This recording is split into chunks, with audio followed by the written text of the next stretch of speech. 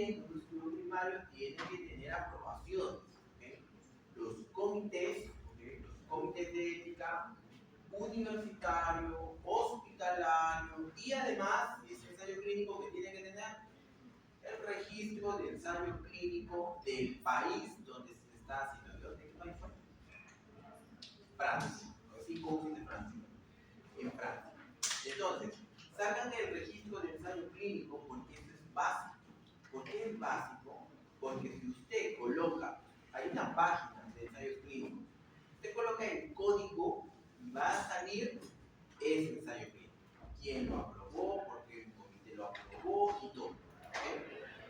A diferencia de una revisión sistemática y metaanálisis, es aprobado no por comités, ¿okay? No por comité universitario, no por comité hospitalario. Es aprobado por un comité internacional de revisiones sistemáticas y metaanálisis, que es Próspero.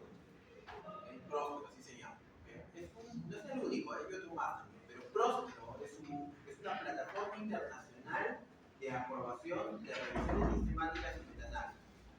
Usted entra a ese portal y usted tiene que vaciar el proyecto de la revisión sistemática y metaanálisis para que esos revisores internacionales aprueben su proyecto y de ahí le asignan un código. ¿Okay? Una vez con el código, recién se permite que pueda ser ejecutado y publicado. ¿Okay? Ya saben que tiene que tener un código, porque sin eso tampoco se puede aceptar como una literatura creíble. ¿Okay? Listo. ¿Qué más tiene que tener? La metodología. ¿Okay? En la metodología, que donde también se publica todo lo que anteriormente les dije, es básicamente cómo ellos estructuraron la tabla. O sea que también tienen una tabla y también tienen un gráfico. ¿Okay? Y ese gráfico, como vuelvo a repetirles, tiene el checklist del Prisma, ¿okay? Que en el Prisma te obliga a colocar un gráfico. En ese gráfico, ya a diferencia del gráfico, casi similar al gráfico que mencionó sus compañeros de la inclusión de pacientes, en ese gráfico se muestra la inclusión y exclusión de los estudios. ¿Okay? Luego de eso, muestran las tablas, dos tipos de tablas, básicamente. Tablas donde se muestra la carga. ¿Se acuerdan de la tabla 1 que les mencionaba? Acá la tabla 1 es los estudios. Se coloca la tabla de los estudios y las características de cada estudio y su autor y el año. ¿Okay? Esa es la tabla 1. O sea que en la tabla 1 debe constar todos los estudios que han sido revisados. En la tabla 1, ya de la tabla 2 en adelante, se muestra el análisis estadístico si fue metaanálisis, como se va a mostrar acá. Y gráficos también de metaanálisis. ¿Qué más incluye en cuanto a gráficos en la revisión sistemática y metaanálisis? Sobre todo en metaanálisis, el riesgo de sesgo. ¿Okay? Todo estudio de revisión sistemática y metaanálisis debe tener la tabla CREI, y si es un metaanálisis, un funnel plot que muestra cuál es el riesgo de sesgo que tuvo cada estudio, ¿okay? Y la tabla semáforo 3. Y finalmente, bueno, las discusiones, las limitaciones, ustedes ya saben que es en el mismo del otro lado, del otro estudio, y las conclusiones. También acá pueden tener conflictos de interés y también acá pueden ser financiados por instituciones que de repente podrían estar sesgando los resultados del metaanálisis o de la revisión sistemática. Su bibliografía. A diferencia de la bibliografía de un ensayo clínico, estudio profesional, aquí, por eso es que este estudio secundario tiene más peso que el ensayo clínico. ¿Por qué? Porque acá te está concentrando estudios. O sea que de una revisión sistemática tú puedes sacar mucha bibliografía acerca de un tema. Y la bibliografía te está incluyendo más todavía en la propia tabla de revisión sistemática. Bien, ahora sí podemos escucharlos para ver de qué se trata. Bueno, saludos doctores. El estudio de ECOC, la haloperidol en el tratamiento del delirio, la reducción de la mortalidad y la prevención de su aparición, metaanálisis, variación y prevalencia. La pregunta pico B va a ser de los pacientes, se va a tratar en pacientes adultos hospitalizados con delirio o en riesgo de desarrollarlo. La idea de interacción va a ser con el haloperidol. La comparación se va a hacer con un placebo. En este caso, el artículo menciona benzodiazepinas en general, no menciona uno en específico. Y los resultados que se tendría que haber una reducción de la mortalidad y prevención de la aparición del delirio. Y la pregunta que hemos planteado es: en pacientes adultos hospitalizados con delirio o en riesgo de desarrollarlo, el uso de haloperidol comparado con el placebo reduce la mortalidad, previene la aparición del delirio y mejora los desenlaces clínicos, incluyendo reducción del uso de benzodiazepinas y efectos adversos. Esto principalmente porque dentro de todo el artículo, principalmente en la parte final, se hace una comparación y al igual que el artículo anterior, menciona que se hará este tratamiento para ir desplazando poco a poco las benzodiazepinas y ver cómo funciona el haloperidol en los pacientes con delirio. O sea, prácticamente con lo anterior, aquí ya estamos resumiendo de qué se trata el estudio. Entonces, esto es lo primero que ustedes deben plantearse cuando analizan un estudio. Como en el estudio anterior, la misma. Con esto ya tú sabes de qué se trató, de qué está buscando. Eso es lo primero. Y cuando usted haga su proyecto de tesis, este es lo primero que también debe usted formularse. ¿Okay? Ya saben que para eso es necesario que usted lea, porque si usted no está informado, informada, esta pregunta mismo puede ser un desastre. Esta pregunta mismo se hizo actualmente porque los alumnos que los voy a exponer han leído de qué se trata. Pero yo le doy este artículo a cualquier ahorita y que le digo en 10 minutos formúleme la pregunta pico, pues no lo va a hacer. Para el examen lo van a tener que hacer en aproximadamente una hora. ¿Okay? Entonces, este es un entrenamiento porque evidentemente un artículo no lo vas a leer en una semana. En un artículo no hay tiempo para la vida médica. Ustedes van a tener así como bien tiempo ahora, toda su vida no van a tener tiempo. Entonces, nosotros mismos no tenemos mucho tiempo para leer. Entonces, ¿qué hacemos? Reducimos nuestra lectura a lo más importante. Y una vez que ustedes le van agarrando práctica a esta lectura, ustedes ya se van a fijar en ciertos puntos y no les va a tomar más allá de 20 minutos analizar un artículo, sin usar casco, ¿okay? Sin usar un diseño. Simplemente viendo el artículo en general, pero viendo en ciertos. Por eso es que esto ayuda mucho, ¿okay? Mucho de esta forma. Fácil, práctica, y está 100% demostrado en muchas revisiones metodológicas. Luego, con respecto al título, el título del estudio, como ya lo mencioné, es el haloperidol en el tratamiento del delirio, la reducción de la mortalidad y la prevención de su aparición, metaanálisis, variación y frecuentista. La variable independiente sobre este título es el haloperidol. La variable dependiente va a ser el tratamiento del delirio, reducción de la mortalidad y prevención de la aparición del delirio. La clasificación bioestadística acá he tratado de poner de manera un poquito más didáctica, que porque no es descriptivo y porque sí es analítico, porque el descriptivo solo describe datos como su propio nombre lo dice, y el analítico evalúa asociaciones entre la variable independiente y la dependiente. ¿Cómo vendría a ser un descriptivo acá? Porque este es un estudio secundario, no es un estudio primario. ¿Cómo debería ser un descriptivo? ¿Qué tipo de estudio sería un descriptivo? ¿Qué tipo de estudio sería un descriptivo en un estudio secundario? La reducción del haloperidol y reducción de la mortalidad. Secundario. Porque acá le he puesto al descriptivo un aspa, yo le he puesto analítico. ¿No? Entonces, ahora si yo le diga qué tipo de estudios entonces serían considerados secundarios descriptivos. ¿Qué tipo? Ya les dije. Secundarios. Esos son estudios primarios. ¿Cuáles serían los secundarios descriptivos?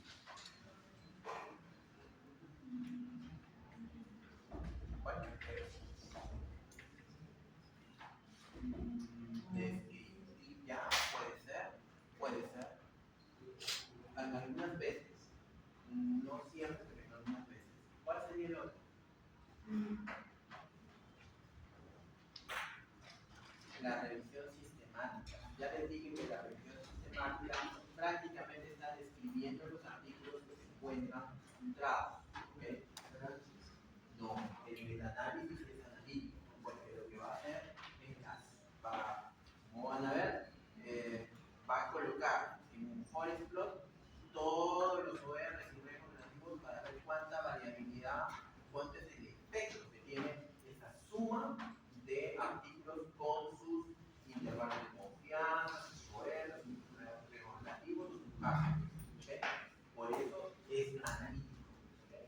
Ahorita vamos a ver cómo va a ser el análisis. Entonces, y la variable, así como en el estudio primario, quizás acá no se aplica al 100%, pero este es un estudio clásico, o sea, digamos de título clásico, porque hay títulos y títulos también, que de un estudio secundario te está mostrando las dos variables prácticamente como son, pero no todos los estudios son así.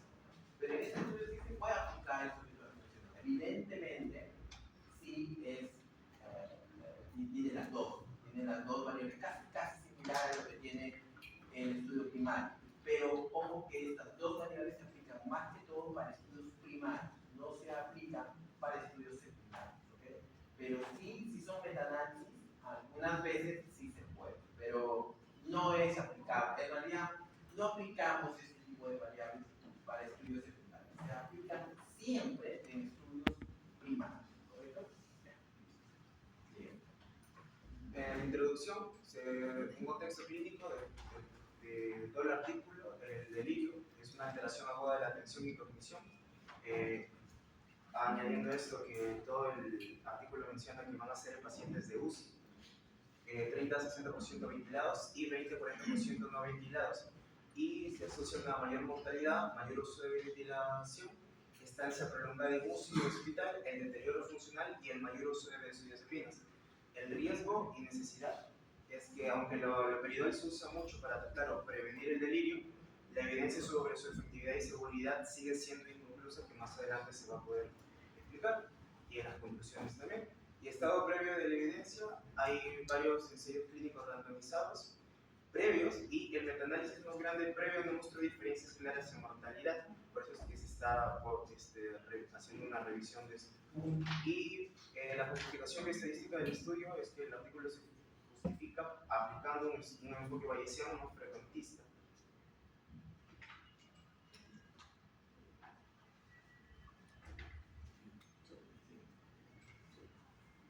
La metodología, el diseño es un metaanálisis sistemático bayesiano y frecuentista de ensayos clínicos randomizados, por eso el RCTS. La fuente de datos, que también las proporciona el propio artículo, es un NetLine, Central en base clinicaltrials.gov, PubMed, hasta junio del 2024. El análisis bayesiano, que son los modelos mixtos, probabilidades posteriores del RD, el RR, el MD y el ROM, y frecuentista, el metaanálisis de efectos aleatorios de heterogeneidad, que es el I cuadrado. Ahí. El diseño de un metaanálisis, entonces, aquí, en este metaanálisis, ha consignado que los estudios, todos, sean ensayos clínicos. Cuando uno hace una revisión sistemática de un metaanálisis, lo ideal es que todos los estudios sean ensayos clínicos. Pero hay veces, da la casualidad que cuando tú haces un estudio, quieres hacer un estudio, no todos los estudios se encuentran en ensayos clínicos. Hay algunos autores que mezclan estudios observacionales con ensayos clínicos. Y hay estudios que solamente hacen una revisión de full estudios observacionales. Entonces, yo les pregunto, si es un ensayo, un tipo de revisión sistemática más metaanálisis, o revisión sistemática, ¿usted a quién más le va a dar peso en cuanto a la mejor bibliografía o mejor diseño o los mejores resultados? A estudios que hayan recopilado observacionales, a estudios observacionales y ensayos clínicos, o donde hay estudios solamente tipo ensayo clínico.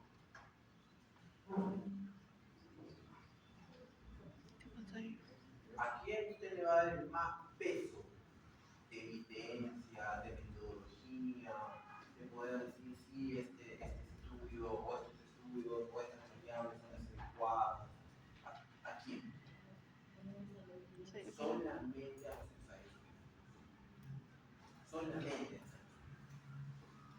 va a encontrar en la literatura, usted va a encontrar en la literatura médica, donde van a mezclar los dos tipos de estudios. ¿Okay? ¿Es dable eso? Sí, es dable eso. Pero vuelvo a lo mismo de lo anterior, va a tener que observar bien ese estudio, porque sus resultados pueden ser sesgados. Que usted no puede meter a la bolsa de estos estudios observacionales y ensayo clínico. Usted no puede meter a la bolsa, digamos, si hago un estudio, pues, no sé, ¿cómo hacer un estudio de, ¿qué digo? De menopausia en varones? No puede, ¿verdad? Porque se supone que su grupo son de mujeres. Es como hacer un estudio de cáncer de próstata en mujeres. Que usted incluye mucho. Sesga, ¿verdad? Sesga mucho. Lo mismo es en investigación. Usted no puede colocar un estudio observacional descriptivo al costado de un ensayo clínico. No, porque ya le dije que el ensayo clínico es muy riguroso. El estudio observacional no es tan riguroso. ¿Okay? Y peor si va a analizar, por ejemplo, acá está analizando el efecto del haloperidol, un antipsicótico en delirio. Acá obligatoriamente tiene que ser ensayo clínico. ¿Okay?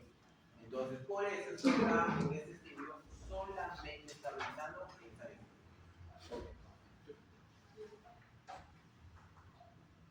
Los términos MESH y los operadores booleanos.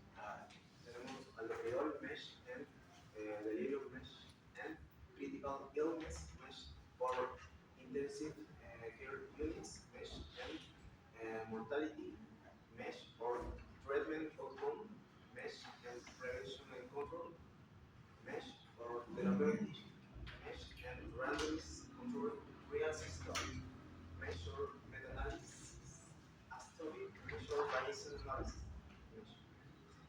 Estos términos muy importantes porque usted lo coloca, lo copia en el Padlet y tal cual tiene que arrojarle los estudios que los investigadores han encontrado. Este es como la ecuación que busca los artículos de este metaanálisis. Y me dejo entender, entonces, estos términos son muy importantes, ¿okay? Demasiado importantes, porque si falló en un término, en un OR o AR, o sea, un AL, cambiado por o de repente no está entrecomillado, o se saltó la comilla, entonces se arruinó la ecuación y prácticamente el estudio no sirve. Literalmente no sirve. ¿Okay? Entonces, este es como el código para buscar los artículos que ellos han filtrado. ¿Y se quedó claro? Es más, para hacer una revisión sistemática, el armar esto es bien complicado. O sea, uno armando estos códigos demorará por lo menos un mes. Porque uno primero tiene que estar buscando si solamente haloperidol. Si con haloperidol solo te bota pues toda una información. Pero ¿será suficiente? No. Entonces le agrego delirio. Por ejemplo, acá le agrego delirio. Le puso andelibrio. Entonces, prueba haloperidol, andelibrio. Y sale otra relación de artículos. ¿Okay? Y luego vas comparando si son los mismos o se aumentaron más. Y luego otra vez vas agregando. Por ejemplo, acá le colocaron crítica trimestrales. ¿Eso por qué? Porque está hecho en UCI. Porque tranquilamente ha podido ser en hospitalización, en salas de neurología, etc. No, acá lo filtró por enfermedades críticas. Entonces tuvo que colocarlo ese término. Y entonces saldrá otra relación de artículos. Comparará con la otra y verá cuál es la mejor. Y se quedó con esa. Añadió otro término, intensive care units. Entonces, colocó eso, pero usted me dirá, pero ¿por qué vas a colocar eso? ¿Me estás colocando segundo término? ¿Es suficiente, verdad? No, va a depender del investigador. Porque si quieres meter más estudios, entonces vas a meter otra característica más. Y acá ya no le puso man, le puso or. ¿Por qué le puso or? Porque o enfermos críticos o enfermos hospitalizados en UCI. Luego sigue añadiendo mortality, es decir, solo porque el auto es contagiado. Entonces, por eso le agrego mortality. Después sigue añadiendo treatment outcome.